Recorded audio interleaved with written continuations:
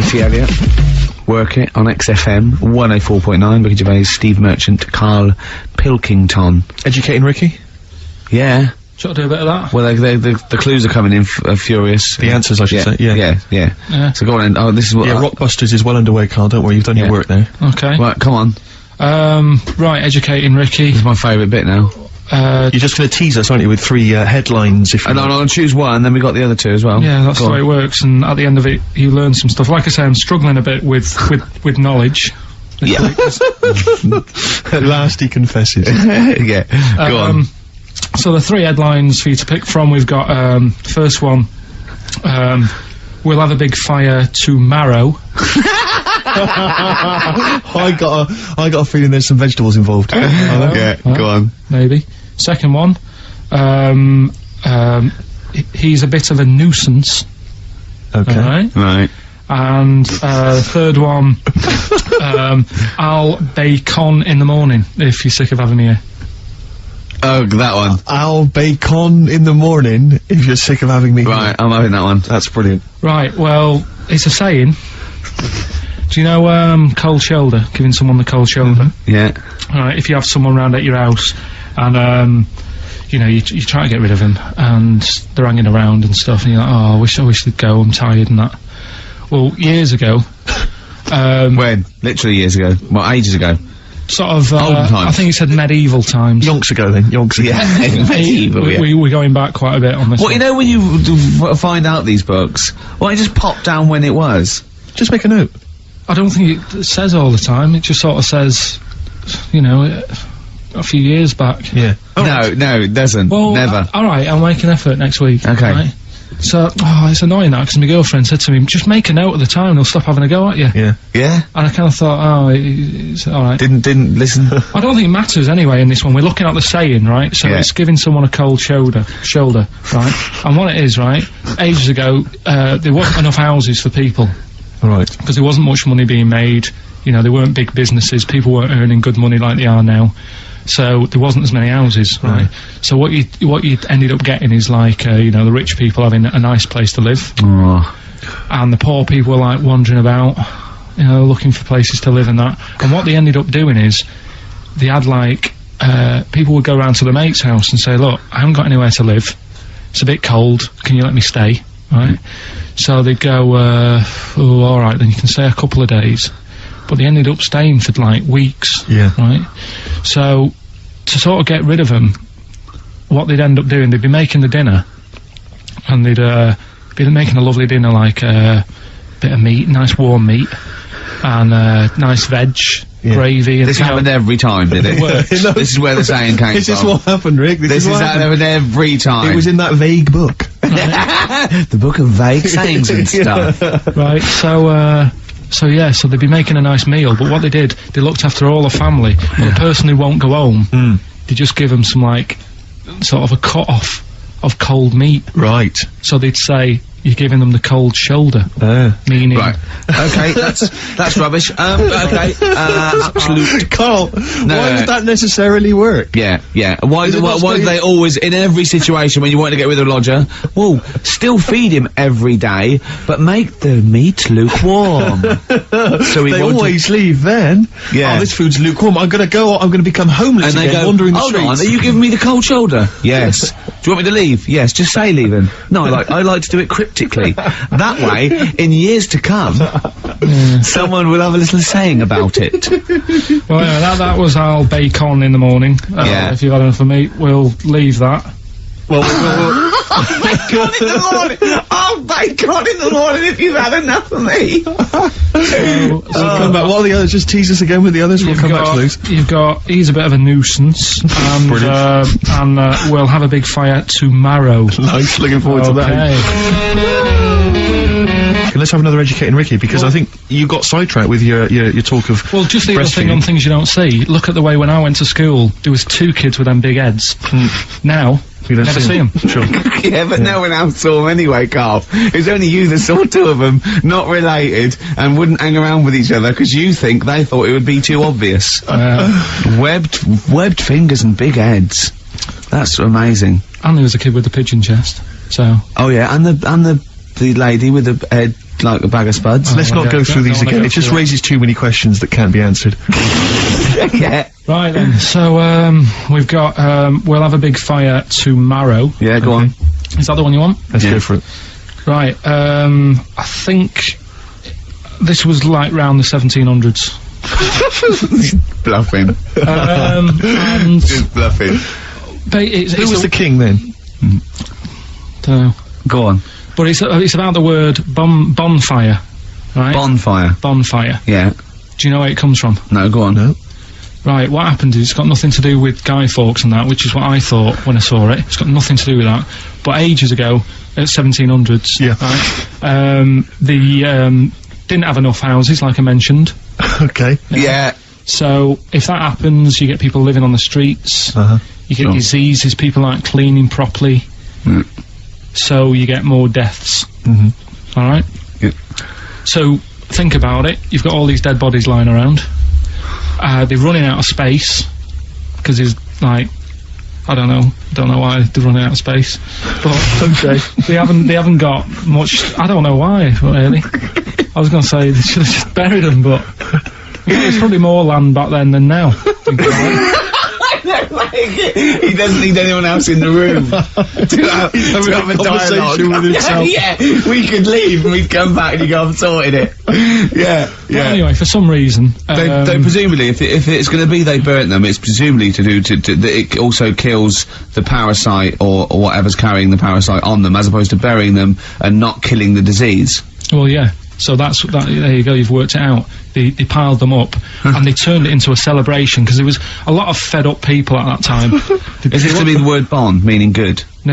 I'll tell you in a minute. Go on. So you've got all these people who are like going around and like, oh, you know, so and so died the other day, and you know, nearly every week someone they knew was dying. So you can imagine like just constant like being depressed. So and they've got all these bodies lying everywhere. And it's like, oh god, what are we going to do? So they said, we're all too fed up at the moment. Said let's make this a better world. This was 1701 by the time they got together. Yeah. So they said, what we need to do is have a big party. So they said, yeah, Good thinking. see what you're thinking. So they go, right, well, we'll put all the bodies Yeah. in a big pile, and they're all diseased and that. So Yeah. they set fire to the bodies, Yeah. and they said, let's have this as a celebration to remember them by, and you know, we'll have a drink and that, and have a chat. We'll have this big fire going, and it came from bone fire. Ah. Right. So Bone fire. it was all the bones. Bonfire is bone fire. Yeah. Excellent. Yeah. Yeah. That's interesting. So that's how it came about. Yeah. In the 1700s. Yeah. That was. Nah, probably. I reckon it was 1600. Probably earlier. I reckon it was the plague. I reckon it came from. But interesting stuff. Interesting. Yeah. So stuff. that's Did you celebrate Bonfire Night? Is that a big celebration for you? Do you like the fireworks? I'm sick of fireworks. I just think they're rubbish. Yeah, I'm not impressed. I've never been impressed by fireworks. Even No. as a kid, you know, you have to go to like sort of community kind of gatherings with a bonfire and fireworks, and like, Yeah. some local vicar or whatever would come out and. But I it also was think the just adults think the tedious. kids love it, Yeah. and if they just got together and said, should we go see it, they'd all go, no. Yeah, let's not absolutely. Go. Let's not go this year. What would be better is if the vicar had wheeled out like a massive rocket, Yeah. climbed in, Yeah. gone last one to the moon as a bender, and then fired himself off. Now that, I'd pay to see. That's a fireworks display I'd like to see. As it is, it's just rubbish. dear. yeah. Is That's that your feeling, excellent. Carl? Yeah, Yeah. I'm not keen. No. Sorry, what clue was that? We'll have a big fire tomorrow. Bone marrow. Bone marrow. Genius. Let's play the record. Oh, God! Hello, I'm Ricky Gervais. As the Canadian physician William Osler once said, the desire to take medicine is perhaps the greatest feature which distinguishes man from animals. From keyhole surgery to stem cell research, modern medicine enables the 20th century man to play God. But how did we get here? What incremental advances through the ages gave birth to the medical wonders of today? Here to discuss the history and practice of medicine are Stephen Merchant, graduate from the University of Warwick and now award-winning writer, Thank you very much indeed. and Karl Pilkington, a man with no qualifications, very little education, but who is now known the world over as a shaven chimp with a head like a fucking orange. All right.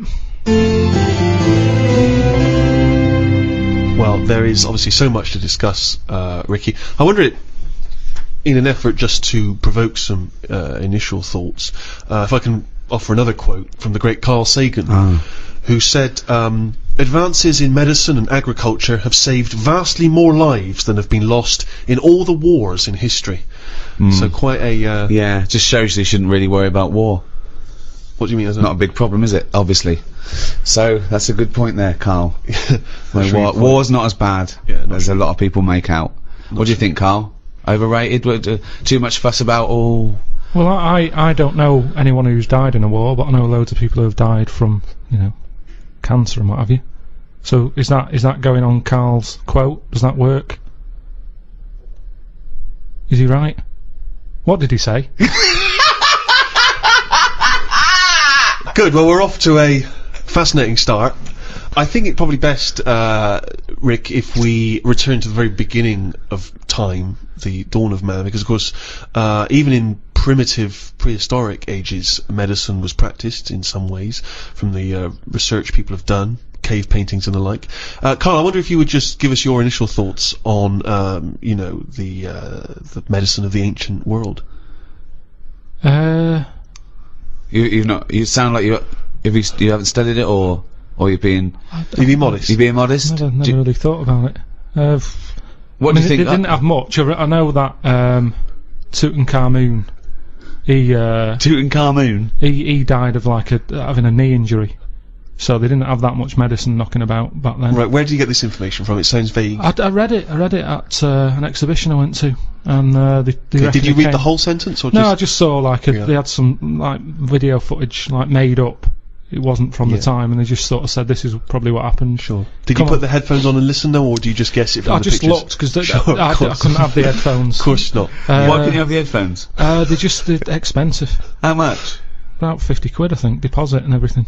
Well, you get that back though if you return them. All you have to do is take them off your head and hand them in. I don't like the idea of handing money over, because it's like when you get a flat and that, and you put a deposit in, you never get the full deposit back. I don't like deposits. Well, what do you think they're going to do? They're going to take £50 off because you put wallpaper on your headphones. No, but it's not the same, is it? Exhibition. So you're going to deprive yourself of education because you don't trust... deprive me. I saw it. The Natural History Museum. It came off a chariot. The dangerous things. He came off a chariot. You saw that on the... How do you know he died? How could you tell from visual images that Tutankhamun died from a knee injury? It's just...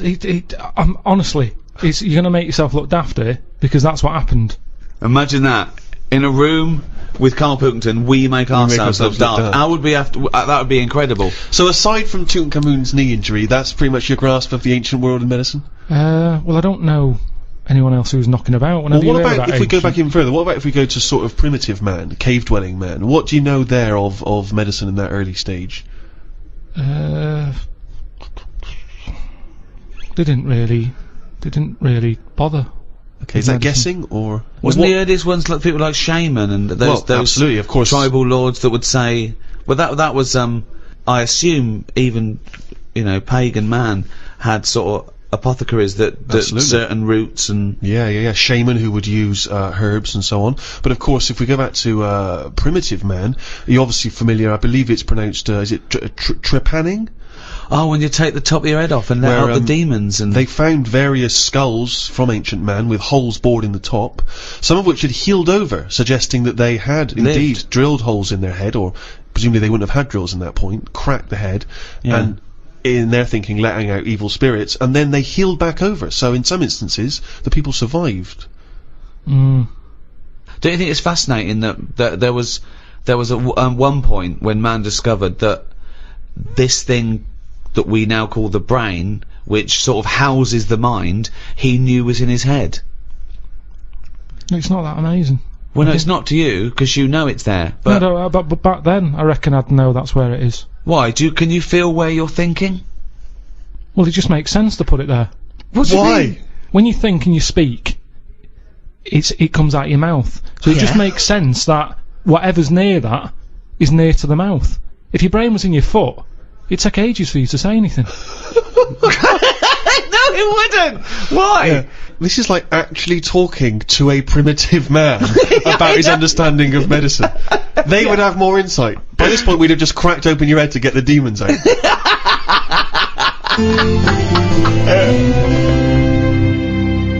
Shall we move on to the ancient world in terms of Egyptians, the Greeks, the Romans, of course, because they made huge advances, particularly the Romans, who understood, of course, the importance of sanitation. You know, famously their streets were clean. Yeah. Don't you think that if we hadn't have cleaned up as much, that, I don't know, we'd be stronger? What? Well, I know what you mean. Yeah, they say now, don't they? They say feed let the your kids baby, eat eat dirt. mud and Yeah, all of that. course. Well, that's building up its sort of immunity system. If you're too cosseted, you don't fight it. And that's exactly what immunisation is, giving you a bit. Yeah, but of it's the gone disease. mental now. Whenever a baby's born, he's drugged out of its eyeballs. It's only about a week old. They're giving it all sorts of shots. Like what? Loads of stuff for whooping cough.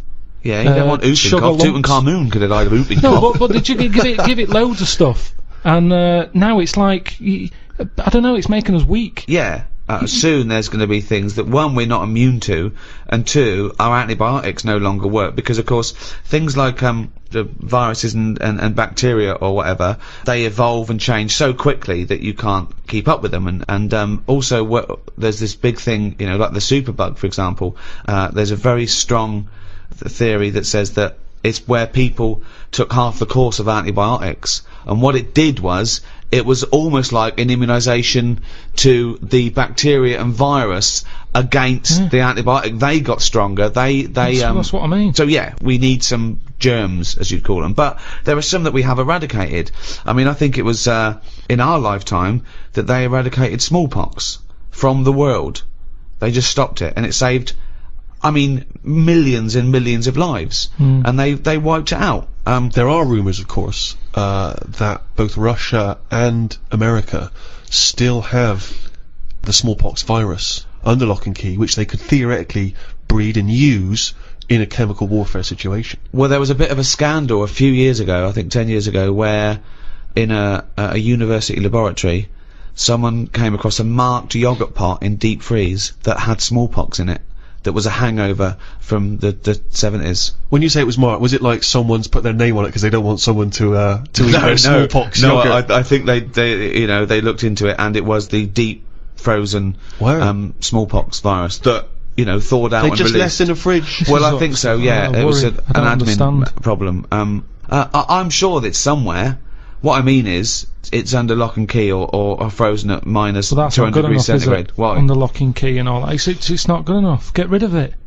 Why are they keeping a little tub of smallpox knocking about? Well, are they not meant to be? Well, that's but a what's he lesson. doing there in the first place?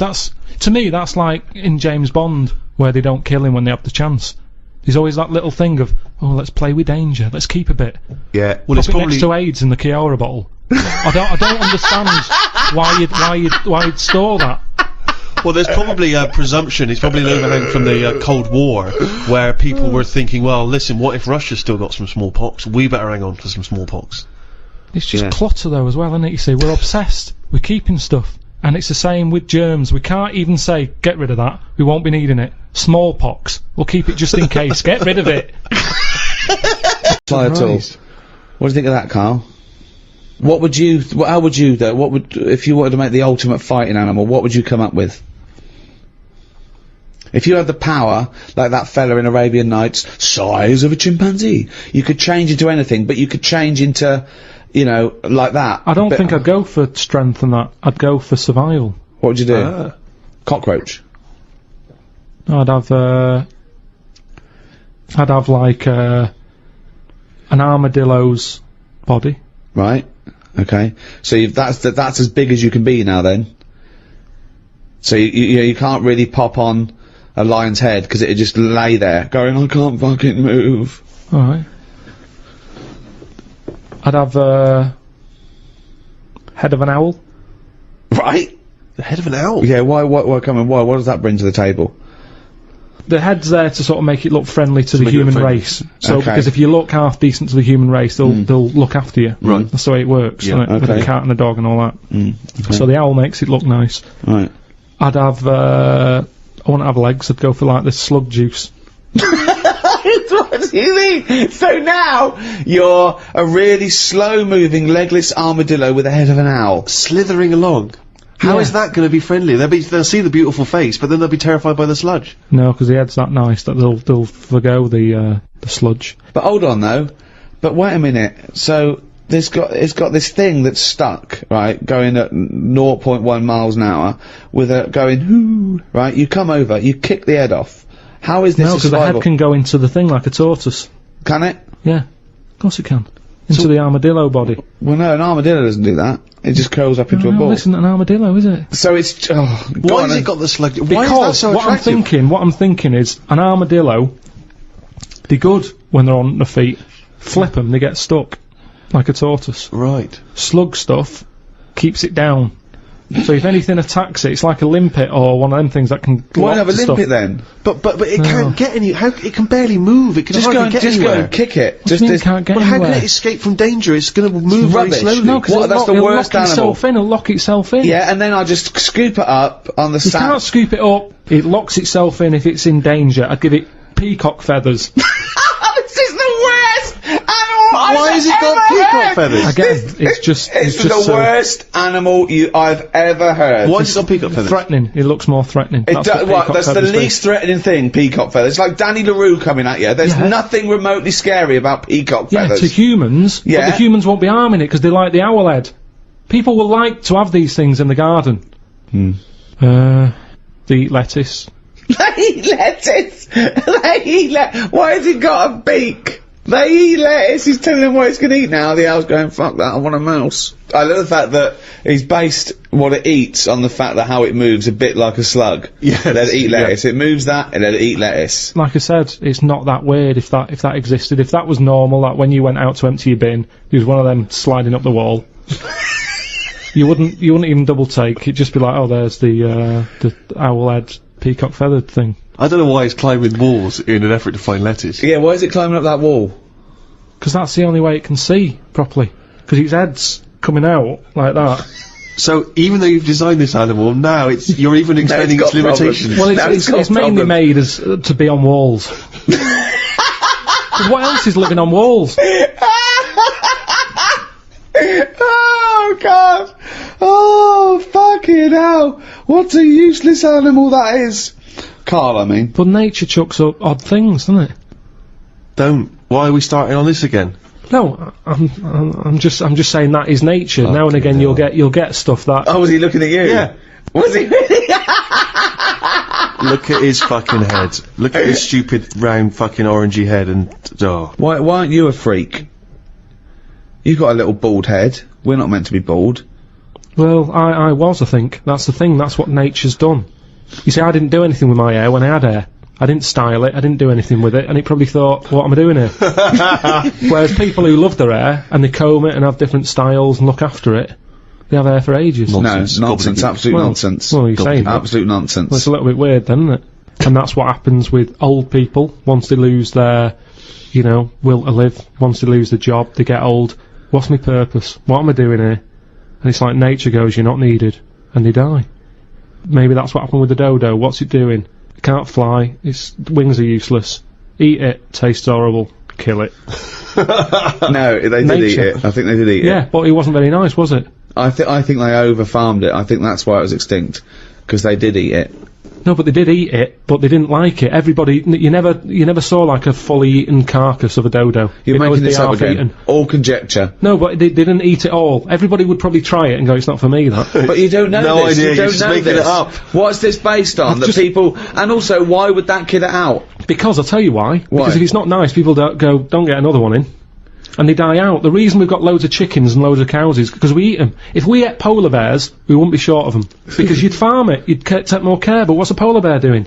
Sat on a block of ice floating about. It's no use to us, is it? It sounds harsh. once It's again no got use. his information from a Glacier Mint No, advert. but it's no use to us. We know they're there, and it's all very sad when you see them on the news sort of struggling and all that. Yeah. But it's going to make them stronger. If scientists could bring back to life the creatures that have existed in the past, do you think that's a good idea or a bad idea? Bad idea. Bad idea? Yeah. Now, leaving aside the horrors of Jurassic Park, do you think for research purposes it might be a useful idea? I don't think it is. For me, it's like a Friends reunited. It's like people who you knew ages ago getting back in touch, and you go, I don't want to get in touch with you. That was then, and it's the same with a mammoth. That was then. You had your day. It didn't work out. Now to bring it back, it's unfair. You're messing with nature anyway. I think I've said to you before about I don't know what they do with them. They're massive things. I think it's like they're just not thinking about it. It's like rushing into buying furniture that's massive, and then you get it back and you can't get it through the door. No, And it'll be like that with a mammoth. Where are you putting them? Oh, I didn't think of that. But what about if you could say you could feed the third world with mammoth meat? But what's wrong with we've got loads of cows and stuff. Why do they need a mammoth? No one even knows what it tastes like. Imagine that. You bring it back and you've got another dodo on your hands.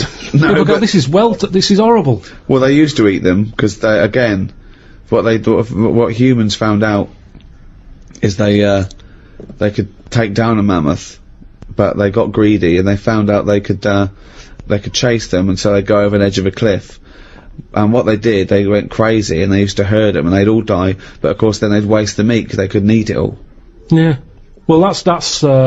I think that's why we shouldn't bring them back, because they are too big. So even if Didn't hear a word of what you said then. Didn't hear a word. no, I did. Everyone can eat them, but the problem is they're so big that you couldn't eat it quick enough, so it all went off. Yeah, but I was saying that they killed too many at once. Yeah, I know. He doesn't know what you're talking about. I heard that. But what I'm saying is, why not bring back an animal that's smaller, manageable for everyone? Yeah. That's why the chicken is perfect. Out of all the animals, perfect. Good size, feeds a family of 4. Whilst it's alive, it's giving you eggs. I agree. So it tastes nice. But it doesn't if you think it's not having a good life. If suddenly said to me, I stopped eating it because I found out about how badly they were treated like 10 years ago, and at least I have organic. And honestly, eating an animal that's been tortured doesn't taste nice. Foie gras would make me vomit. The thought of it, the evil involved in torturing a goose because the liver tastes slightly better. I mean, where does it end? I think if they're looked after, they don't want to die. The ones in a nice warm little, hut, being fed lovely food, you're going, right, we're going to cut your head off, and they're probably like, oh God, I'm going to miss this, I'm loving this life. Whereas the one sat in its own shit's going, have me first, I'm sick of it. There's different ways of looking at it. Good point. So what you're saying is, give animals a bad life, torture them, and they'll be happy when you eat them. Brilliant. But we've ordered we've ordered a turkey. Right. It's way too big. So I don't know what we're going to do with it.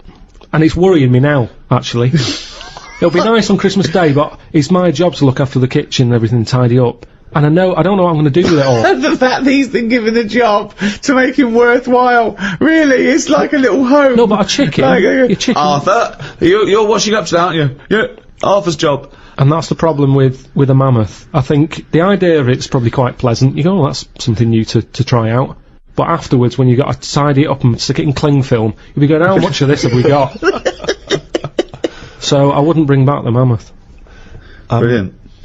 Charles Darwin, of course, once said, I cannot persuade myself that a beneficent and omnipotent God would have created parasitic wasps with the express intention of their feeding within the living bodies of caterpillars. His point being that, creatures and their reproductive cycles are so complicated, so intricate, so bizarre, that alone is proof of the non-existence of God. Where do you stand on that?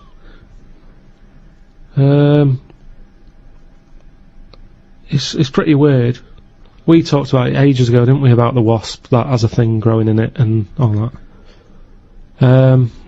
Lays its egg in a spider. Yeah, and then the spider goes mad, doesn't it? That's what you fucking can't lay your eggs in me, you fucking stripy wanker. Goes absolutely fucking mad. It is weird. I don't know what's going out my arse in a couple of you fucking. I don't know how it found out that that's what it had to do. That's the amazing thing, isn't it? Well, it didn't, did it? It just did it. No, I know, but when I say found out, I mean it just did it. Well, it's like mimicry, when they say mimicry, that there's a poisonous snake, and then a snake comes along that looks a bit like it, that's not poisonous, but people go, oh, careful, it's poisonous. That snake didn't go, I'm gonna strain, and I'm gonna try and look like Scary over there.